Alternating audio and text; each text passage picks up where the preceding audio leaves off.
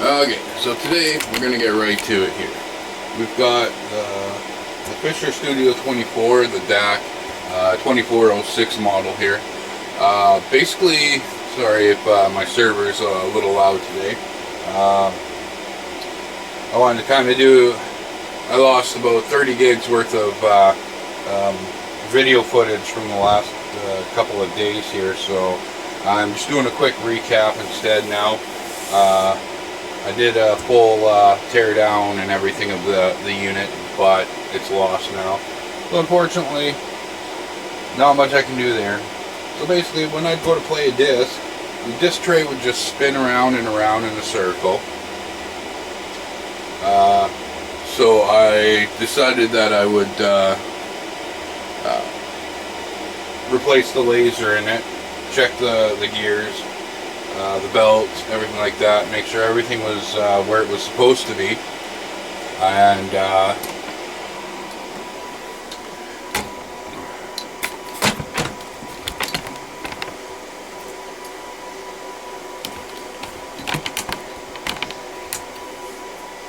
yeah, so I decided I'd replace the laser, do the gearings, and see if there wasn't something that was going on that I could kind of take care of there for it, and see if I can get this unit back working.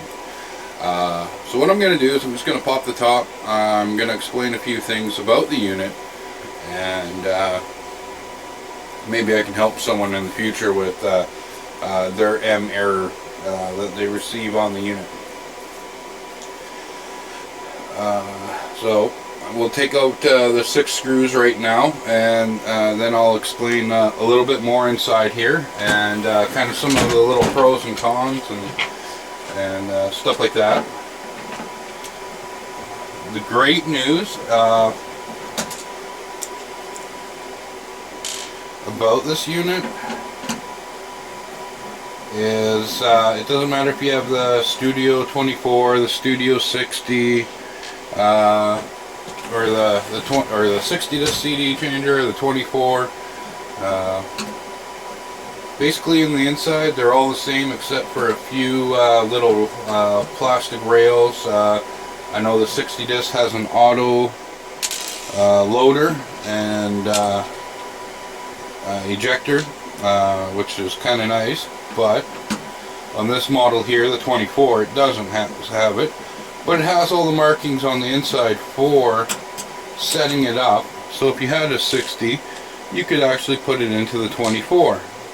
Because all the assembly tray and everything inside this unit are exactly the same as the 60 model, which I thought was pretty sweet.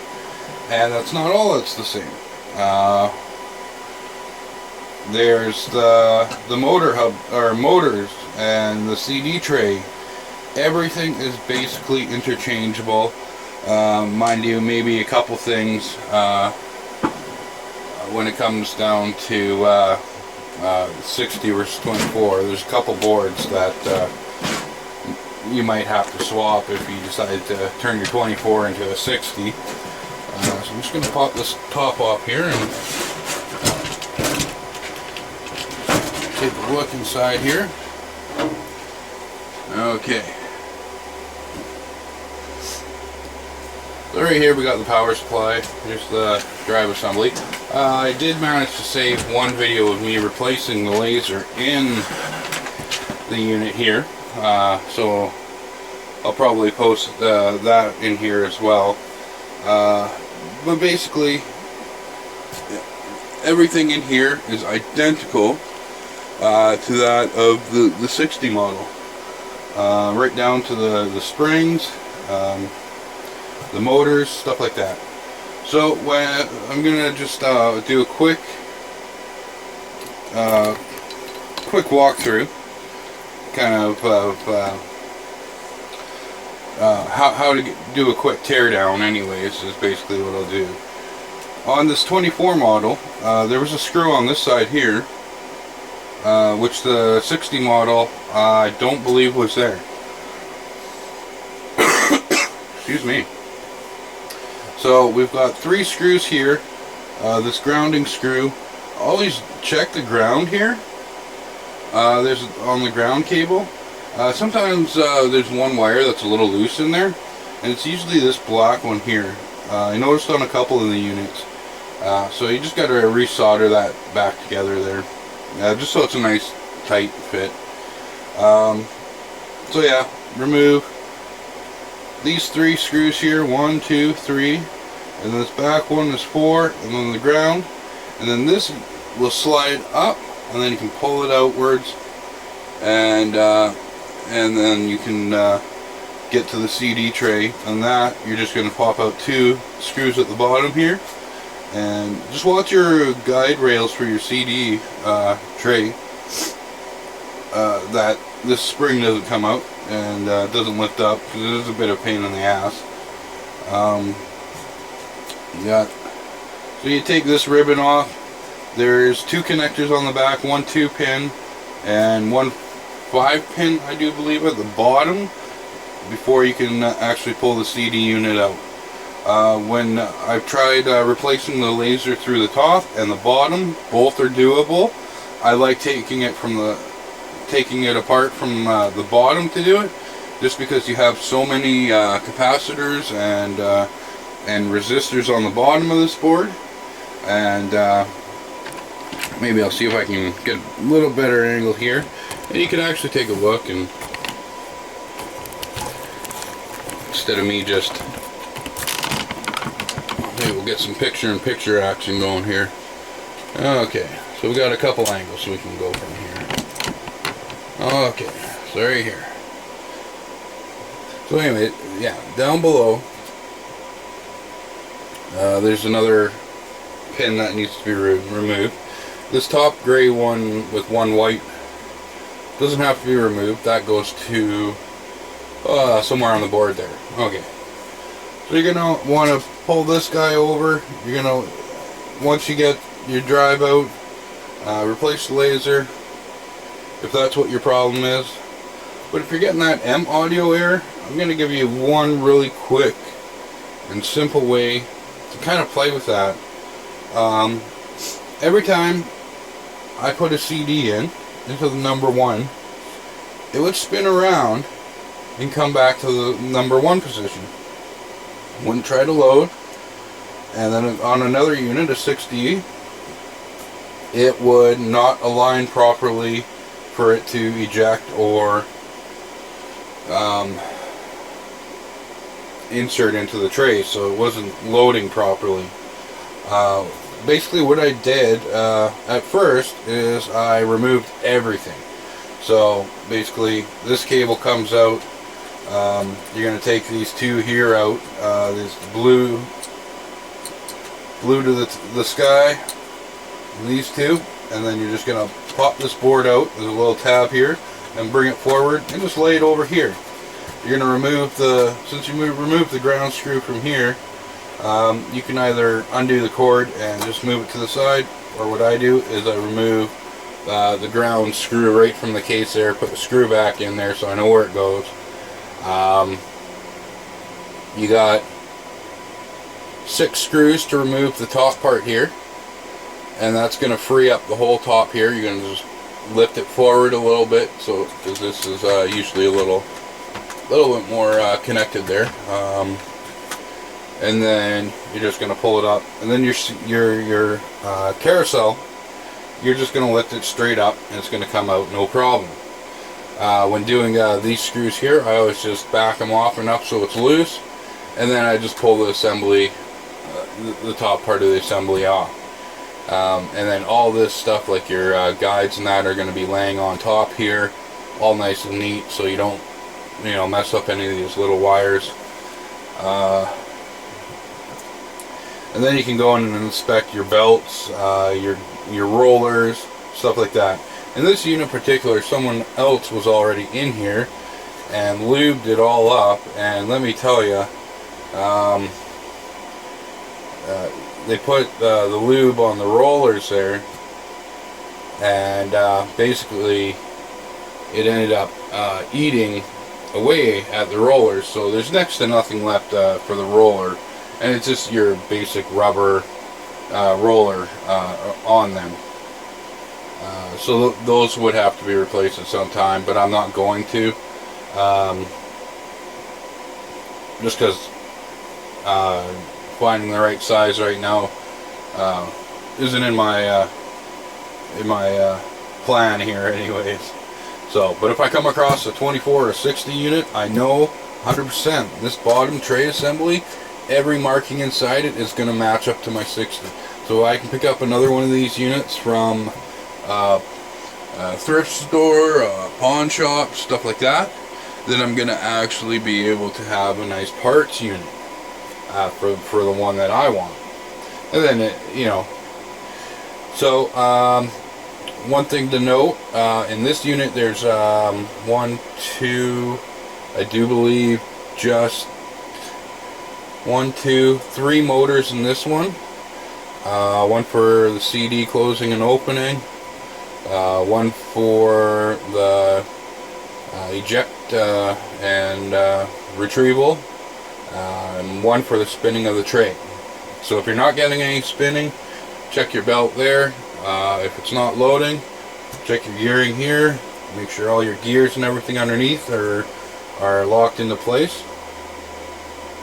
On the 60 disc there is another motor, so there's 4 motors total, and that's going to be your one that it's going to be up front here, and it's going to, well, on the bottom anyways, and that's going to be your motor used for and there'll be some extra plastic in there on the bottom compared to this unit. And I do have a picture of the 60, the bottom there, so I'll show that right now, and then you can kind of see what it looks like in there. But just remember, the 24 model doesn't have that guide rail there, and to push the disc in and out. Other than that, pretty straightforward unit inside. The power supply, and I haven't seen any issues with them yet. Okay, so when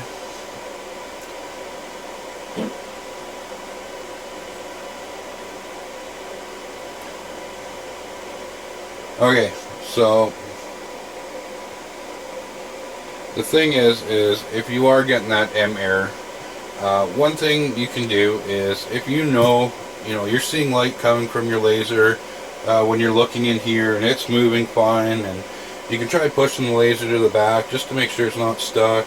You can even try putting a little Phillips screwdriver in here. If it loads, just give it a little spin once it's inserted and see if it's your motor hub assembly is all gummed up.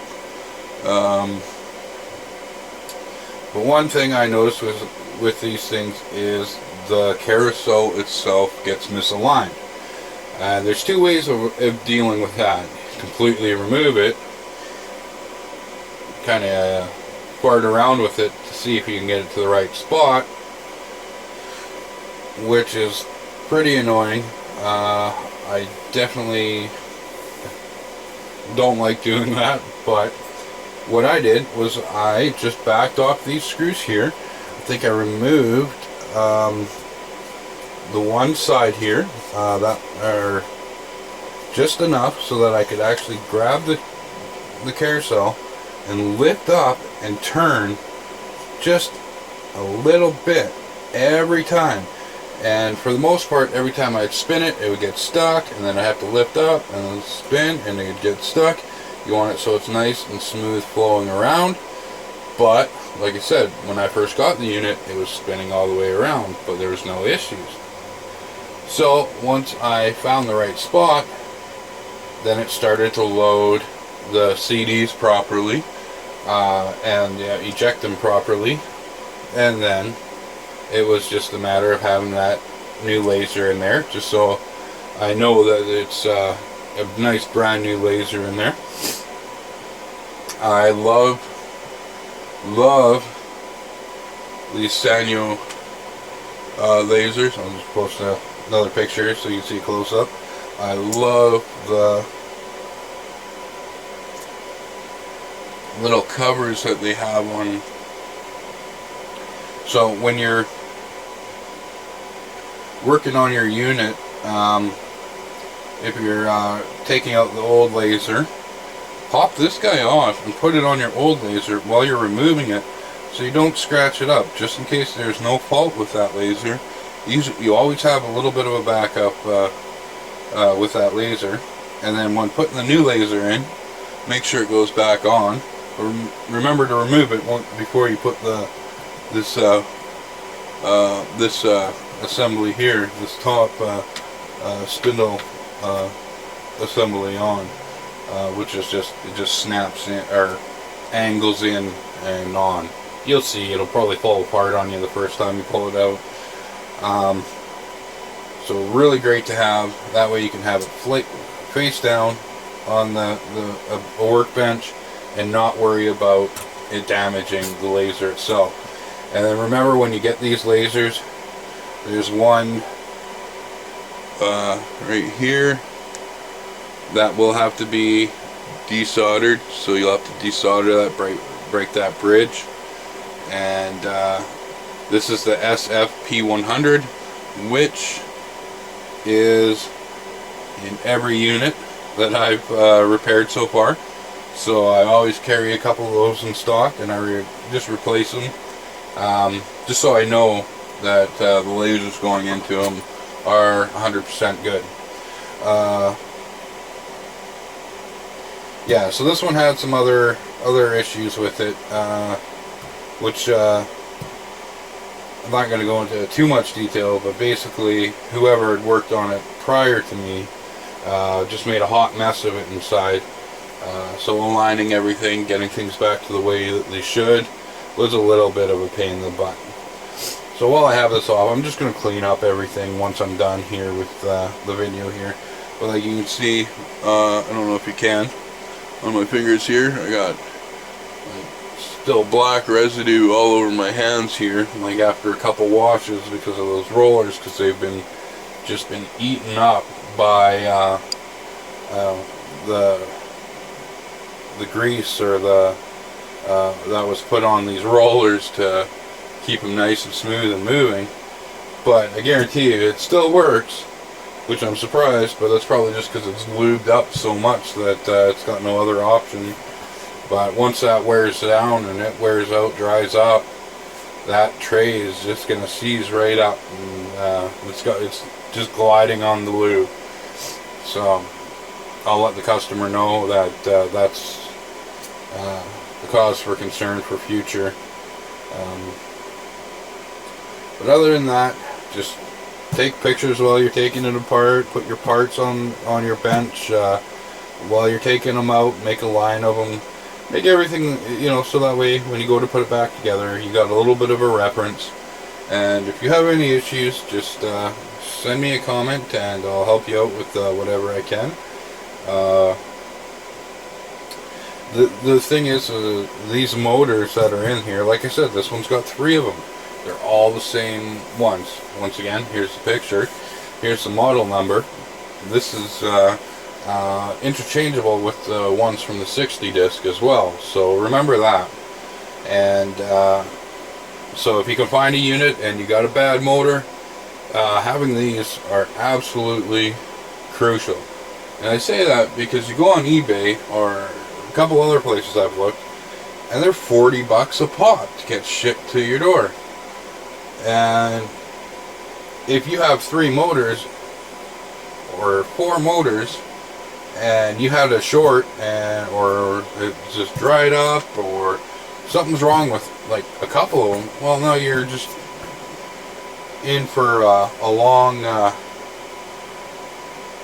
bill at the end of the day. So if you can score a 24 or 60 unit just for parts, then do it. Remember, like I said, this is the dac-2406. And I do have some pictures of the 60 here. I'll just quickly run through them. And like I said, absolutely 100% the same in here. So if your 60 isn't working and you've got a 24 kicking around, but you want, you could interchange so many parts, and I would definitely recommend, even when you're searching for parts, search for the 24 and the 60, because you're going to get a lot of interchangeable parts, and you're gonna absolutely love having those parts there if you need them. And if you can get them cheaper for one unit versus another, why not?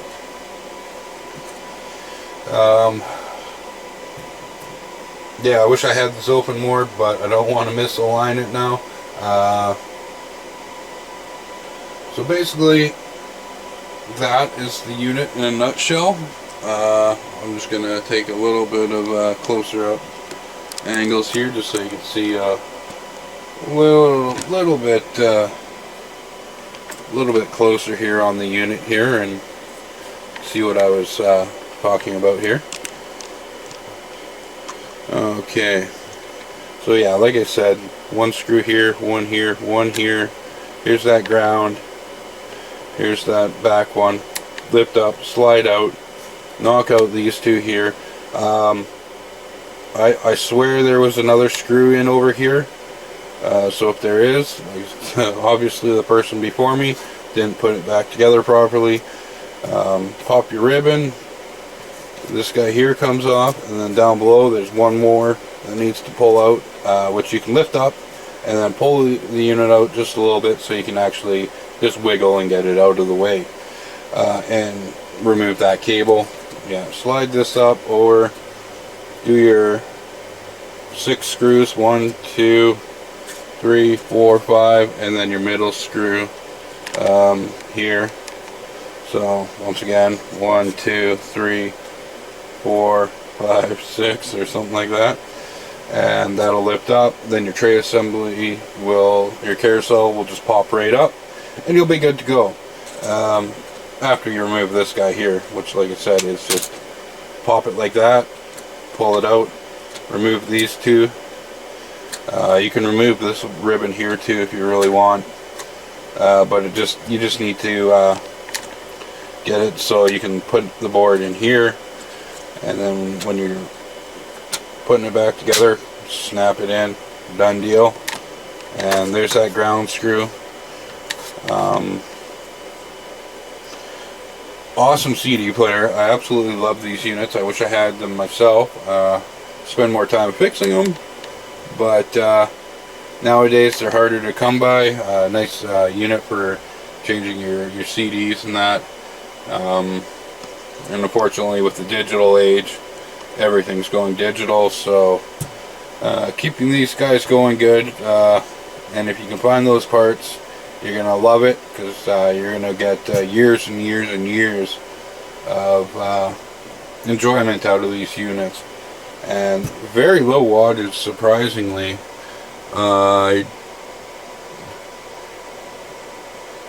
Yeah, I think it was like 14 watts or something. I can't remember off the top of my head. It was something silly. Anyways, if you ever have a receiver with a power input on it, you can just plug it directly into there and power it off your receiver.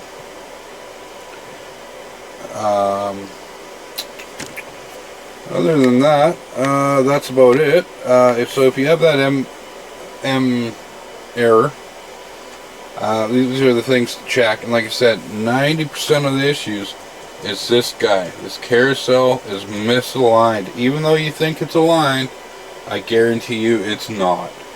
So if you have any questions, comments, post them below. I'll be happy to answer anything that I can for you. And remember, please subscribe. And if you're trying to locate parts, like I said, eBay,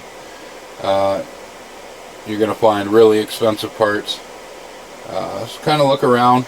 If you got them, like these motors in these units are an odd voltage. I think they're 5.8, so they're not a normal one that usually I notice in other units. So yeah, I'll show you a quick video of the unit fully recovered from the M error. And thank you for watching, and have a good one, eh?